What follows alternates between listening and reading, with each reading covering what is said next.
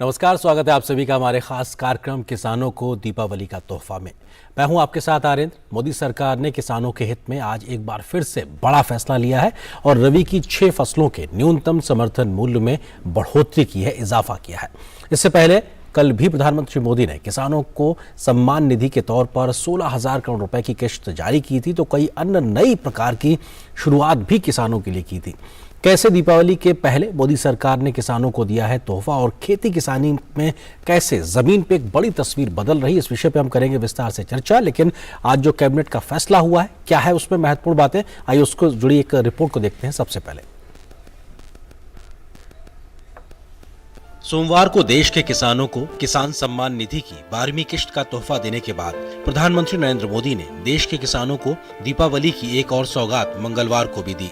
केंद्रीय कैबिनेट ने रबी की फसलों का न्यूनतम समर्थन मूल्य में बढ़ोतरी की है।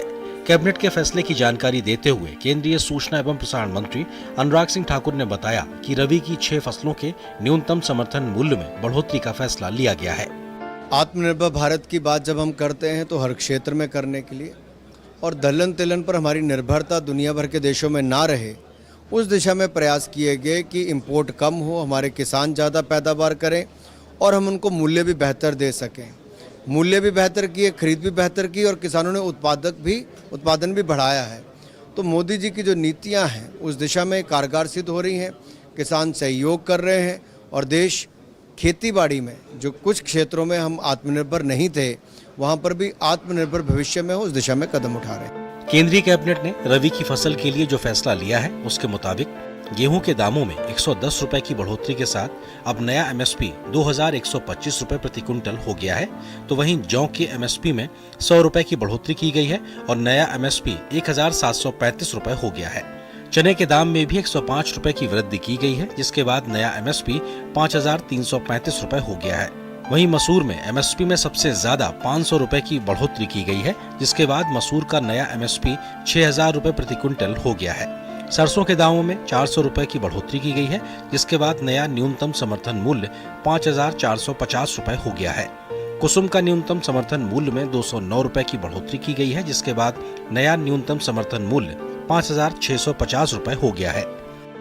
केंद्रीय मंत्री अनुराग सिंह ठाकुर ने कहा कि मोदी सरकार हर वो कदम उठा रही है जिसका फायदा सीधे तौर पर किसानों को मिल रहा है और किसानों को उनकी उपज का सही मूल्य मिल सके, इसके लिए 2014 के बाद से लगातार कदम उठाए जा रहे हैं। 2014 में हम गेहूं पे कहां खड़े थे?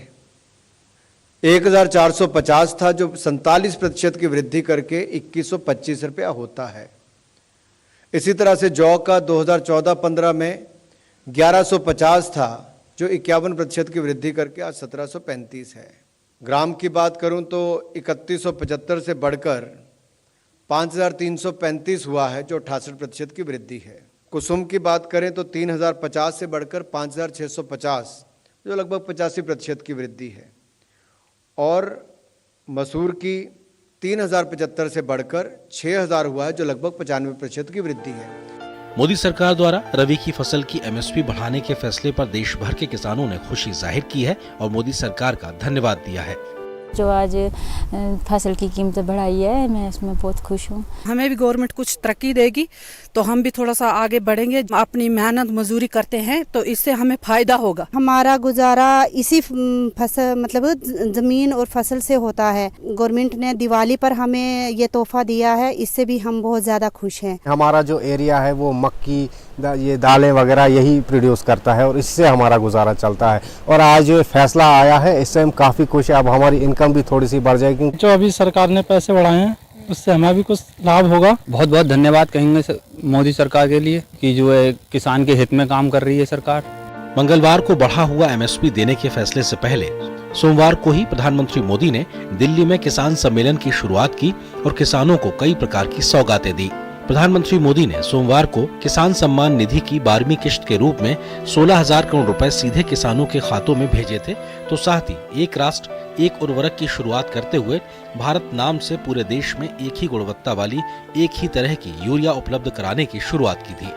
प्रधानमंत्री मोदी ने इसके अलावा 600 प्रधानमंत्री किसान समृद्धि केंद्रों का भी कल लोकार्पण किया था, जहां पर किसानों को एक छत के नीचे खेती संबंधित सभी प्रकार की जानकारी और सुविधाएं मिल सकेंगी। मोदी सरकार का पूरा फोकस जहां खेती की लागत को कम करने पर है, तो वहीं कृषि उपज की वाजिब कीमतों के माध्यम से किसानों की आय को दोगुना करने पर भी तेज गति से काम चल रहा है। शैलेंद्र मिश्र के साथ ब्यूरो रिपोर्ट, डीडी न्यूज। तो वहीं प्रधानमंत्री नरेंद्र मोदी ने कल दिल्ली में प्रधानमंत्री किसान सम्मान निधि के तहत 12वीं किश्त किसानों के खातों में सीधे भेजी थी, जिसके बाद देश के किसानों ने प्रधानमंत्री मोदी का आभार जताया है। नरेंद्र मोदी जी ने किसान सम्मान निधि योजना के तहत जो 2-2 हज़ार रुपये आज राशि डाली है, उसका मैं बहुत बहुत धन्यवाद करता हूं। हमारे प्रधानमंत्री मोदी जी द्वारा किसानों को सम्मान निधि दी जा रही है, इसके कारण उनको बहुत सी आर्थिक सहायता मिलती है, क्योंकि किसानों का सारा पैसा इस समय धान और सोयाबीन की फसलों में लग जाता है। इसके कारण जो 2,000 रुपये उनसे उनकी दीपावली और अन्य कार्यों में बहुत ही मदद मिलती है। जो प्रधानमंत्री जी ने घोषणा की है, जो दीपावली के पहले जो हमको सम्मान निधि दे रहे हैं, इससे हमारे लिए बहुत ही लाभ मिलेगा और हमारी जो छोटी छोटी ज़रूरतें हैं इससे पूरी हो जाएंगी। जो प्रधानमंत्री जी ने दीपावली के पहले जो किसान सम्मान निधि की जो राशि किसानों के खाते में डालने की घोषणा की है, हम इसका हृदय से स्वागत करते हैं। ये किसानों के लिए एक प्रकार से दीपावली का तोहफा। दिवाली के समय जो किस्त आज 17 अक्टूबर को 12वीं किस्त जो जारी की है, वो तो बहुत अच्छी बात है। दिवाली का गिफ्ट दे रहे हैं किसानों को। इसका फायदा तो बहुत होता है। हमारे खेती बाड़ी में एक आधे बार पैसे नहीं मिलते तो फवारा खाद डालने के लिए भी काम में आती है। शायद मजदूर के वास्ते भी हम इसको लगाते हैं और अच्छे है। मैं मोदी जी का बहुत धन्यवादी हूँ। उन्होंने 2-2 हज़ार रुपये की किस्त है जो सभी मिल चुकी हैं। आज दिवाली में जो गिफ्ट दी है वो भी मिल चुकी है और इससे हमारा जीवन स्तर ऊंचा उठ रहा है। और इससे जो खाद यूरिया इम्पोर्टेड है, ये सब फसल के लिए जा रहे हैं। इससे हमारा और उपज ज़्यादा होगी। और के 2,000 रुपये का लाभ मिला है मुझे, और ये 2,000 रुपये जो मिले ये हमको दिवाली के सन के लिए अच्छा मुहूर्त में 2,000 सरकार ने दिया है।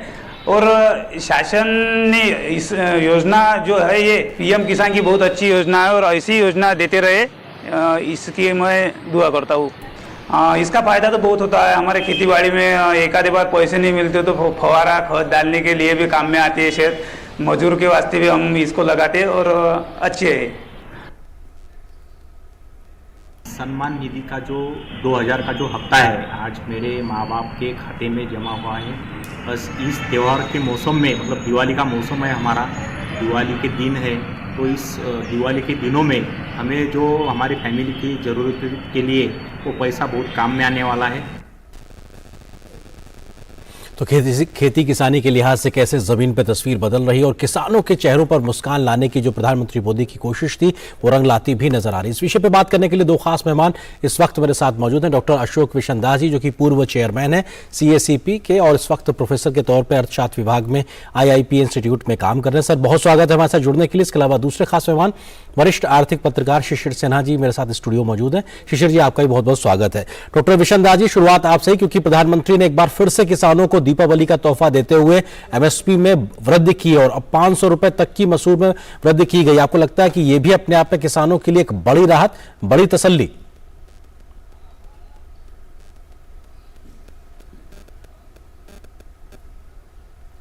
अशोक जी, संभवतः आप म्यूट पे हैं, खुद को जरा अनम्यूट कीजिए तब आपकी आवाज आएगी हम तक।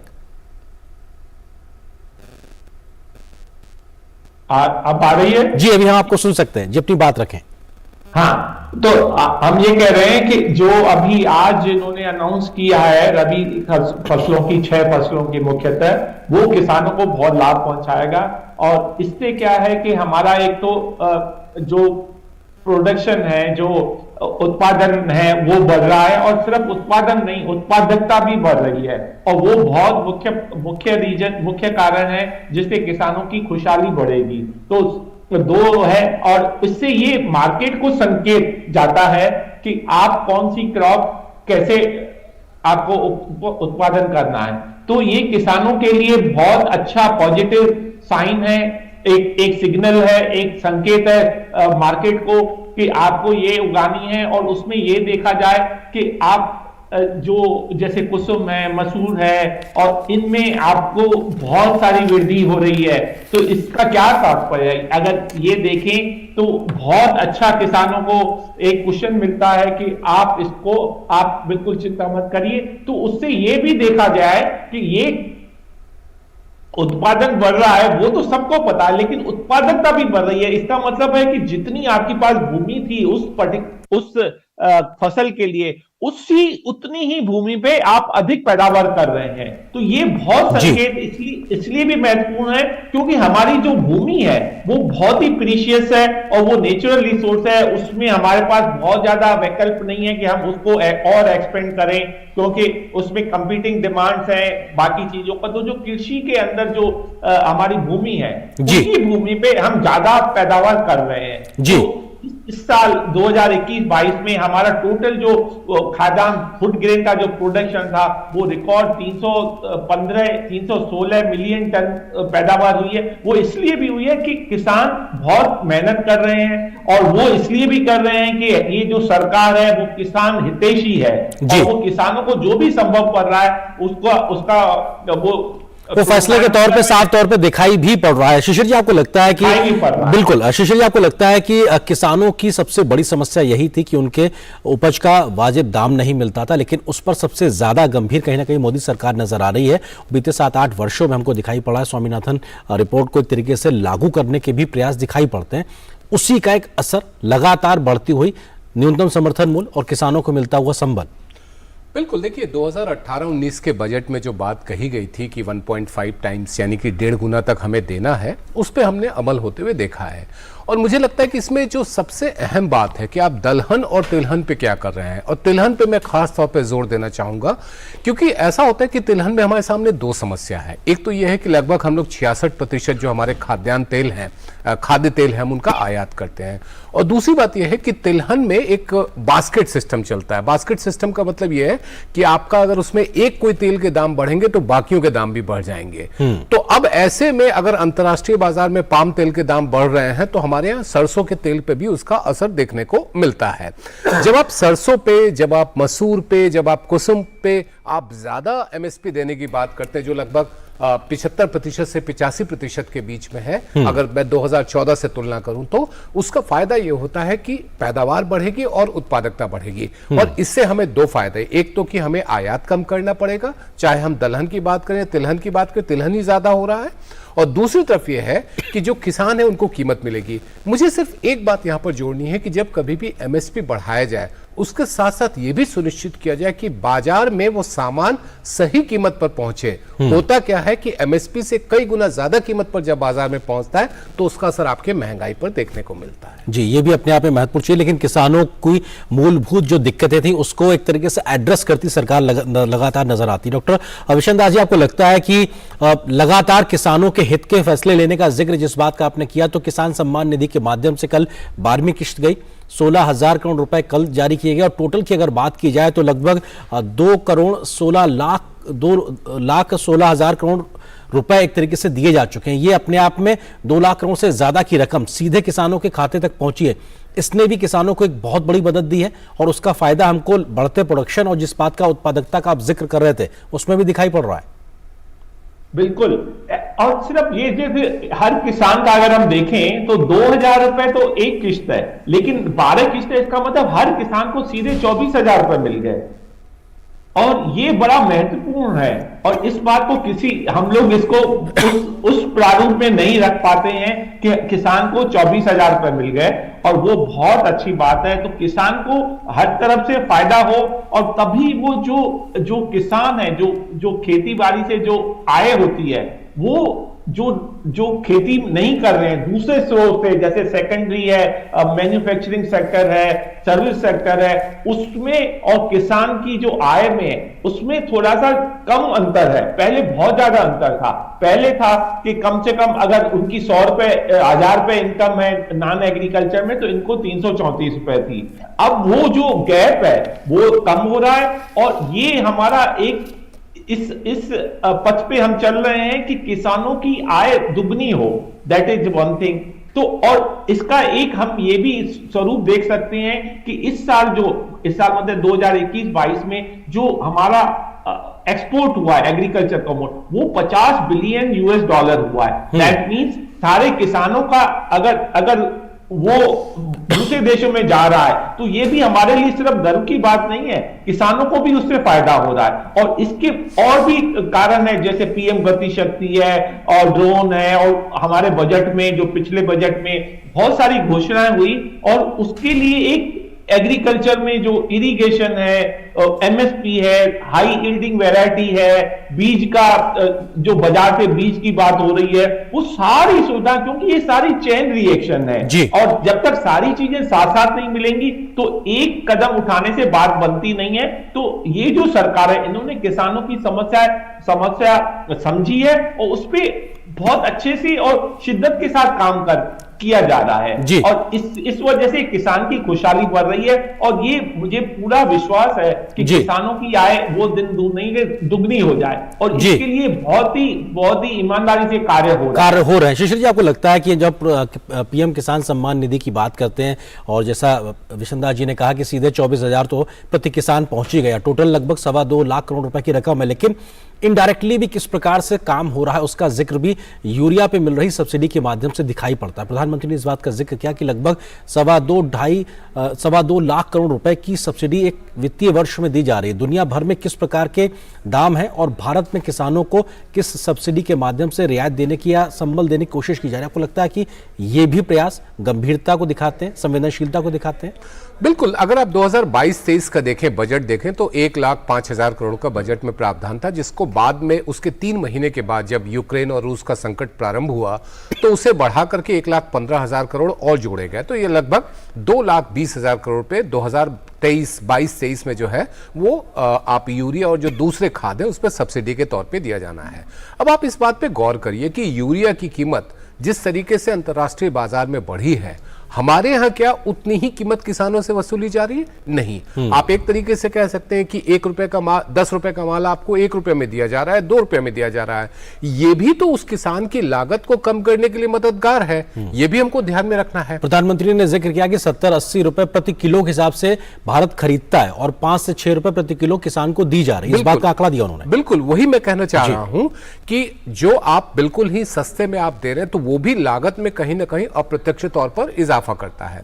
दूसरी बात मैं एक और चीज जोड़ना चाहूंगा कि आज जो हम लोग कहते हैं कि 6,000 रुपए जो हर साल देने की बात है, आप रकम देखिए 16,000 करोड़ रुपए अगर ग्रामीण अर्थव्यवस्था में जाता है तो उसका असर क्या होता है। हम लोग अर्थशास्त्र में एक थ्योरी कहते हैं जिसको हम लोग कहते हैं वेलोसिटी ऑफ करेंसी। ये जितने हाथ में मुद्रा जाएगी उससे अर्थव्यवस्था को उतना ही फायदा होगा। ग्रामीण अर्थव्यवस्था में जहां 65% आबादी है, 50% श्रम शक्ति है, उसके हाथ में पैसे जा रहे हैं, उस पैसे से बाजार में वो पैसा जा रहा है, तो वो पूरे जीवीए को यानी कि ग्रॉस वैल्यू एडेड को किस तरीके से मदद करता है और फिर किस तरीके से ग्रॉस डोमेस्टिक प्रोडक्ट को मदद करता है। तो एक तरफ आप उसकी लागत कम करते हैं, दूसरी तरफ उसके हाथ में कुछ पैसे देते हैं जिससे वो खर्च करे और जिसका फायदा अर्थव्यवस्था को बड़े पैमाने पर मिल सके। हमें इन दोनों को जोड़कर देखना चाहिए। विशन दास जी, आपको लगता है कि बीज से लेके बाजार तक लगातार किसान के साथ खड़े होने का संकल्प पीएम मोदी लगातार दोहराते हैं और शायद उसी दिशा में आगे बढ़ते हुए अब किसान समृद्धि केंद्रों की भी जो शुरुआत की गई है वो भी बहुत महत्वपूर्ण, क्योंकि एक छत के नीचे हर वो जरूरी जानकारी और सामान किसानों को मिलेगा जिसकी उनको जरूरत है खेती बाड़ी के लिहाज से। ये पहल भी काफी कारगर, बहुत कारगर है। मैं एक और आपको चीज बिंदु पे आपका ध्यान आकर्षित करना चाहता हूं। एक तो ये है कि भारत एक अकेला देश है जहां पे हम किसानों को डबल बाइंड करते हैं। डबल बाइंड का मतलब है आप इनपुट है उस पे भी हम सब्सिडी दे रहे हैं और जो आउटपुट है उस पे भी सब्सिडी दे रहे हैं। जो अधिकांश देश है या तो वो इनपुट पे सब्सिडी देते हैं या आउटपुट पे सब्सिडी देते हैं, लेकिन भारत एक बहुत अच्छी पहल की हुई है काफी सालों से, उस पे और कार्य हो रहा है। तो ये जो डबल बाइंड है ना, मेरे को ऐसा लगता है कि ये एक विचित्र और बहुत ही प्रभावशाली कदम है कि हम इस पे ध्यान दे रहे हैं। अब जैसे फर्टिलाइजर ने हमारे और पैनलिस्ट ने, शिशिर जी ने कहा कि फर्टिलाइजर पे जो सब्सिडी है वो भी बहुत अच्छी सब्सिडी है एंड उस वजह से हम इतना प्रोडक्शन कर पाए। नहीं तो किसानों को इतनी संभावना नहीं थी कि हम इतना प्रोडक्शन को इतना आगे बढ़ा सके। तो ये तो पॉइंट 1। तो इस बात को, और दूसरा मैं ये पॉइंट उठाऊंगा क्योंकि भारत में जो जितने लोग वेजिटेरियन हैं वो विश्व में किसी एक देश में नहीं मिलेंगे। तो उससे क्या है कि यहाँ पे जो पल्सेस हैं, जो दालों का है, तो दालों की खपत यहाँ पे बहुत ज्यादा है और 25 से लेके 28 मिलियन टन की है। तो वो हम अब लगभग सेल्फ सफिशिएंट हो चुके हैं और ये बहुत अच्छा है कि जो आजादी का 75वां वर्ष है और हम लोग आत्मनिर्भर हो रहे हैं। तो आत्मनिर्भर पहले भी ऐसा लगता था कि हम खाद्यान्न में है, लेकिन हम सिर्फ सीरियल्स में थे, जैसे राइस था, चावल थे, धान थे, गेहूं था, उसमें तो हमारी पूरी आत्मनिर्भरता थी, लेकिन दलहन और तिलहन में नहीं थी। अब हमारे कदम उस तरफ बहुत ही सुदृढ़ रूप से वहां हम चल रहे हैं। तो मेरे को दो चीजों को हमें और ध्यान रखना है कि हमारा जो खपत है दालों की वो काफी होगी, क्योंकि भारत में कई ऐसे लोग हैं जो उसका प्रतिशत निकालेंगे तो काफी है, जो सिर्फ वेजिटेरियन खाते हैं, उनको प्रोटीन कहां से मिलेगा। और दालों के अलावा जो वेजिटेरियन लोग हैं उनको दालों के अलावा प्रोटीन का कोई है ही नहीं सोर्स। तो इसलिए इसका महत्व और भी ज्यादा हो जाता है। और ऑयल सीड है, क्योंकि हम लोगों की जो प्रकृति है उसमें यह है कि हम तली हुई चीजें खाने में ज्यादा विश्वास रखते हैं। तो इसलिए जो तिलहन है उसकी भी हमारे पास खपत है और उसका कंजम्पशन ज्यादा है। तो ये सारी चीजें मिला के हमारा जो इस समय कृषि का जो प्रारूप निकल रहा है प्रोडक्शन मिक्स का, क्योंकि अगर आप सिर्फ गेहूं चावल पैदा करेंगे लेकिन दाल नहीं है तो वो बड़ा इम्बैलेंस। बिल्कुल, ये बहुत महत्वपूर्ण बात है। शायद इसी बात को ध्यान रखते हुए कृषि विविधीकरण को लेकर, डाइवर्सिफाई करने को लेकर पीएम ने जब देश के किसानों से अपील की थी कि आप दालों पे ज्यादा फोकस कीजिए, तो शायद 70% इजाफा उत्पादन में दालों के अभी देखने को मिला। इस बात का जिक्र भी प्रधानमंत्री ने किया। शिशिर जी, आपको लगता है कि खाने वाले तेल को लेकर भी प्रधानमंत्री ने इसी प्रकार की अपील की है? देश का किसान तैयार खड़ा हो रहा है, साहब हमको इस दिशा में भी आत्मनिर्भर बन के दिखाना है और जितना हम आयात करते हैं खाने के तेल को लेकर उस पर हम अपनी निर्भरता कम करेंगे। आपको लगता है कि वो व्यवहारिक पहल भी सरकार की ओर से लगातार जारी है? बिल्कुल, मुझे लगता है कि मिशन मोड में हम जब बात कर रहे हैं तो, और तिलहन में हम केवल ये सोचे कि हमने सरसों का उत्पादन बढ़ा दिया तो बात हो गई, खत्म हो जाएगी, नहीं। हमें जितने भी तरह के खाद्यान्न हैं, चाहे वो सनफ्लावर की हम लोग बात करें, पाम की हम लोग बात करें, उसके भी उत्पादन की प्रक्रिया शुरू हो चुकी है। तो हमें इन सभी पे ध्यान देना होगा। और जैसा मैंने शुरू में आपसे कहा था कि तेल के, खाने के तेल की एक बड़ी एक विडंबना कह लीजिए या एक प्रकृति कह लीजिए कि उसमें से 5 का बास्केट है, उसमें से 1 के भी दाम बढ़ेंगे तो बाकी 4 के भी दाम बढ़ जाएंगे, भले आपके पास प्रोडक्शन अच्छा होता हो। तो आपको प्रोडक्शन केवल एक चीज का नहीं बढ़ाना है। तिलहन में अगर बढ़ाना है तो आपको सभी के उत्पादन बढ़ाने होंगे और ये रातों रात नहीं होगा। ऐसा हम नहीं सोच सकते कि आज हमने कहा और कल होकर के हो जाएगा। दालों में हमने देखा कि स्थिति बेहतर हुई है, तिलहन में भी स्थिति बेहतर हो रही है और अगर आप देखें तो खाने के तेल के दाम में थोड़ी कमी आई है। अब यहां से स्थिति यह है कि अगले 3 से 5 साल में, 8 साल में हम जितना ज्यादा तिलहन का उत्पादन बढ़ाएंगे उसका फायदा आपका खाने के तेल के आयात में कमी आएगी।